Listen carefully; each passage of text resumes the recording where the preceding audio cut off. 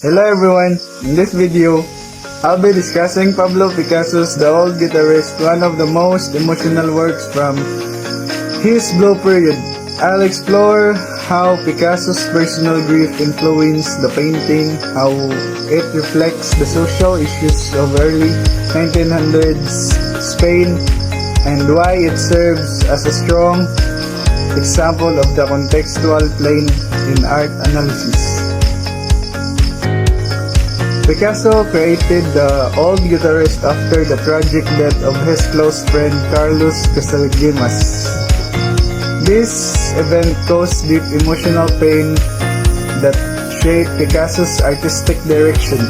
The painting, cool blue tones, and the frail, lonely figure reflects sadness, mourning, and human fragility. The guitarist then body and closed eyes express both exhaustion and emotional isolation, mirroring Picasso's own grief. The only warm color, the brown guitar, stands out as a symbol of hope and power of art to comfort in times of despair. The painting also reflects the difficult social and political climate of Spain in the early 1900s.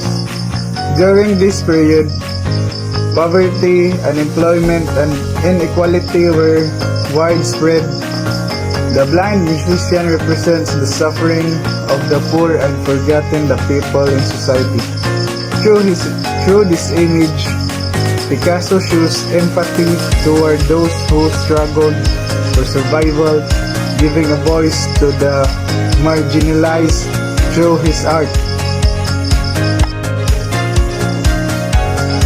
The Old Guitarist perfectly represents the contextual plane of art analysis because its full meaning depends on understanding the background in which it was made. Knowing Picasso's emotional struggles and Spain's social condition help us see beyond the surface and grasp the true message of the work. It's not only painting of an old man, it's story of loss, resilience, and compassion. In summary, The Old Guitarist is more than a visual masterpiece. It's a deeply personal and social statement. Picasso turned his pain and the hardships of his surroundings into a piece that continues to move viewers around the world. Through this painting, he reminds us that art can express both individual sorrow and universal humanity.